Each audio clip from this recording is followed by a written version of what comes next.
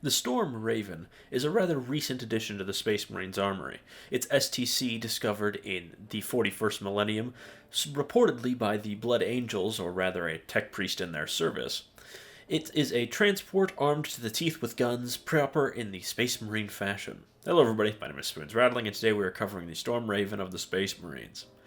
So, the Storm Raven comes in at a princely 280 points. It has a fairly standard plain stat line, though it is a little tougher than usual. It moves 20 plus inches, thanks to the fly rules. Its toughness 10, 3 plus save, a 6 plus invulnerable, 14 wounds at leadership 6 plus, and OC nothing, rather. In terms of ranged weapons, it has a twin assault cannon, which is dev wounds and twin linked at 6 attacks, hit on 3s at 36-inch range with strength 6, AP 0, and damage 1, a fine flurry of anti-horde. Sky Strike missiles, which are 1 attack that hit on 3s at 48-inch range with strength 9, AP 2, and damage d6. This twin heavy bolter is sustained hits 1 and twin linked. It has 3 attacks at 36-inch range that hit on 3s at strength 5, AP 1, and damage 2. The Hurricane Bolters are twin-linked rapid-fire 6 with 6 attacks that hit on 3s at 24-inch range with strength 4, AP 0, and damage 1. Then, moving on from there, we have the Typhoon Missile Launcher, which has Crack and Frag. In terms of Crack, it has 2 attacks that hit on 3s at strength 9, AP 2, and damage d6, fairly standard for a missile launcher. If you go on to Frag, it has 2d6 attacks that hit on 3s at 48-inch range with strength 4, AP 0, and damage 1. The Twin Multi-Melta is Melta 2 and, of course, 18-inch range with Twin Linked with 2 attacks that hit on 3s at strength 9, AP 4, and damage d6. This is very good anti-tank, of course. And then the Twin Las Cannon is Twin with 1 attack that hits on 3s at 48-inch range with strength 12, AP 3, and damage d6 plus 1. Again, a solid anti-tank shot. And then the Plasma Cannon has two profiles, standard and overcharge. At standard, it's Blast with Hazardous at 36-inch range with D3 attacks that hit on 3s, strength 7, AP 2, and damage 2. And then if you overcharge it, it goes to strength 8, AP 3, and damage 3. A great weapon the whole way around. In terms of melee weapons, the has just an Armored Hull, which is 6 attacks that hit on 4s at strength 8, AP 0, and damage 1, which is nothing special for a vehicle at this price point, but it is a ranged vehicle, of course. It has Deadly Demise D6 and Hover. I would always start it in Hover. Its main ability is Armored Resilience. Each time an attack is allocated to this model, subtract 1 from the damage characteristic of that attack. Very useful against things like plasma guns or autocannons. The transport is capacity of 12 Astartes infantry and 1 dreadnought. Jump packs, Wolfen, Gravis, and Terminators take up 2 slots, and Centurions take up 3. So, of course, you can bring quite a lot of stuff in here, and, of course, the Dreadnought on the back is super useful, because, of course, dropping in something as big as a Dreadnought is A, very cool, and B, very powerful. I'll cover over the best loadout, in my opinion, in the loadout section, but it does also have a standard damage ability at 1 to 5 wounds remaining. You subtract 1 from its hit rolls when it's making attacks. Now, we are going to move on to the loadout. And its base loadout is 2 Storm Strike missile launchers, a Twin Assault Cannon, the Typhoon Missile Launcher, and the Armored Hull. However, the Twin Assault Cannon can be replaced with one of the following, either the Twin Heavy Plasma Cannon and the Twin Las Cannon. And the Typhoon Missile Launcher, which is usually nose-mounted, can be replaced with one of the following, 1 Twin Heavy Bolter or 1 Twin Multi-Melta, and this model can be equipped with 2 Hurricane Bolters. Of course, start with the Hurricane Bolters. They're super useful just to clear out hordes, and they also look really cool, so that's a benefit. The Typhoon Missile Launcher, I'd say I would generally replace with the Multi-Melta, though I don't think the Missile Launcher is the worst if you want the flexibility. And then me personally, I like the Heavy Plasma Cannon, mainly because of its blast and 2 profiles that are very solid, though of course the Las Cannon is very good, and the Assault Cannon offers a lot of anti-infantry firepower, and since it's twin-linked, you will be very consistently getting at least a couple devastating wounds. But of course, my personal choice would be the Plasma Cannon, the Multi-Melta, and the Hurricane Bolters. All very solid to help it deal with all kinds of infantry and to chip wounds off of bigger things thanks to all the twin-linked attacks, which are very useful and pair very well with the Oath of Moment target. This thing really can light up a lot of enemies with how many guns it has mounted all over its hull. Though, of course, you do also need to make good use of its transport capacity, which isn't super hard to do. Next, we're going to move on to the buff options. So the Tech Marine is the obvious one. He gives him +1 to hit and he heals. Of course, you won't really be able to keep up with this thing, but it is generally very powerful if you can hit it with Oath of Moment, say on turn 1, as the Tech Marine happens in the command phase. So you can hit this thing with the +1 to hit and the heal, and then have it go off and start moving into the midboard. Though if you were running it as sort of a gun turret, I suppose you would also be a solid buff there, though I generally wouldn't run it as that. The Redemptor is a great mixed threat dreadnought to drop off with this thing. And the Brutalis is also very good to have all that melee damage be dropped right in the midboard.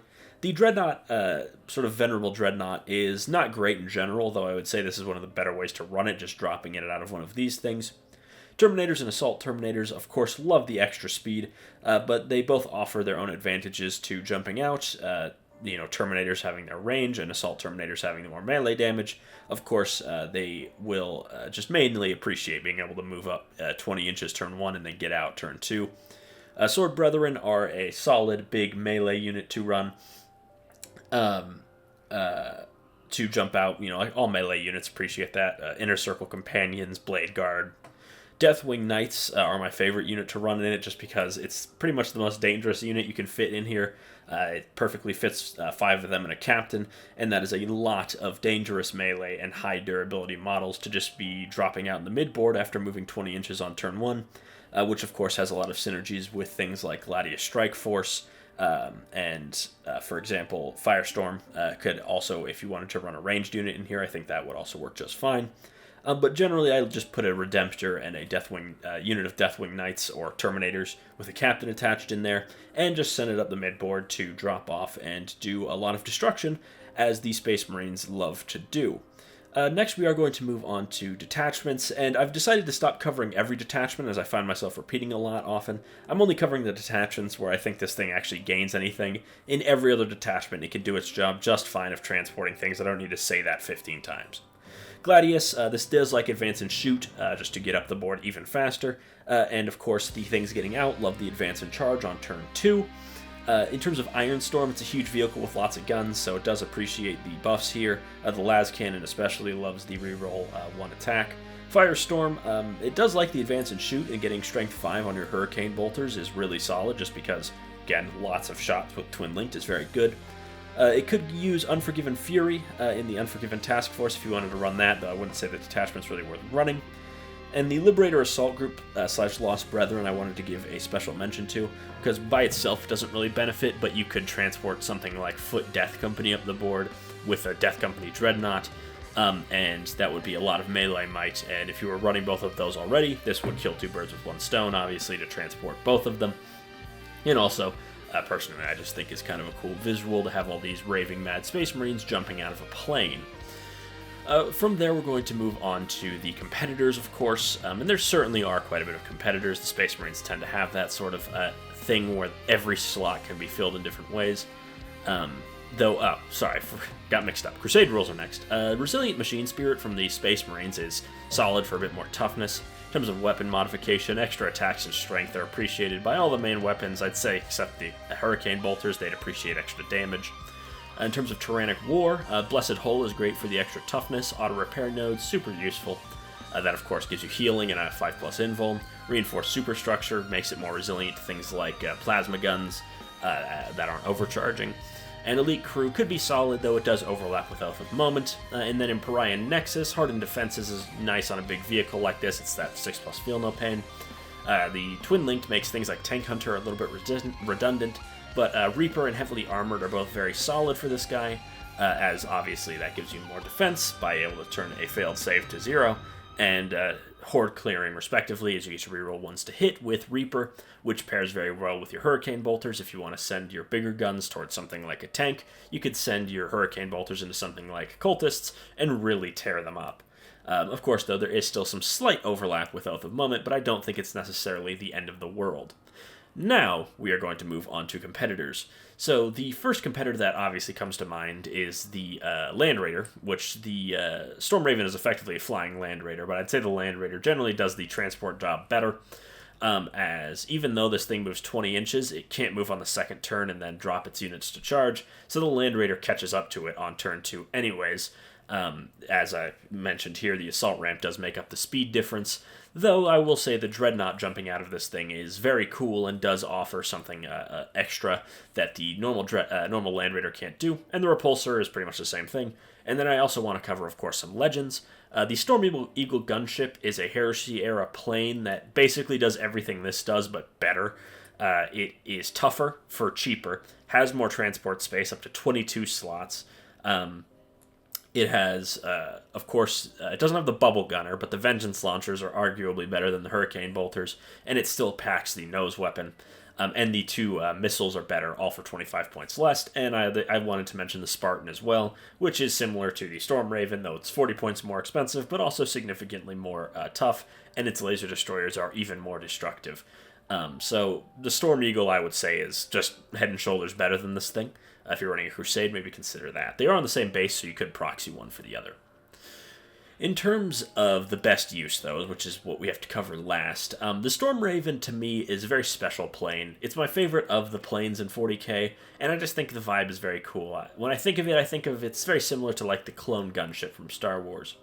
The imagery it brings up is just too cool. You have this thing flying up the board, and then 5 or 6 Terminators jump out of it. You know, they do their big landing, and then a Dreadnought drops in behind them. That's, like, the sickest thing imaginable. So while it's certainly finishing in, like, second place in competitive, or whatever you want to call it, I honestly don't care, because this thing is cool enough that it doesn't, like, its competitive performance is null, because, truth be told, 40k is cool. It's about being cool, and this thing is really cool. However, covering how you can make it stronger, a Tech Marine is really useful for all those guns, whether you're running, like, a Tech Marine on bike from Legends, or it's just turn 1 when they're deployed together. There is a lot of guns. They appreciate the +1 to hit. It really is a jack of all trades, but master of none, and an absolute favorite unit of mine. It is a rare, rare day where my Marines go to war without their clone gunship behind them to drop in some of the most elite Marines in my chapter. Anyways, I've been Spoons Rattling. I hope you enjoyed this video. Make sure to like, comment, and subscribe, and I will see you all next time.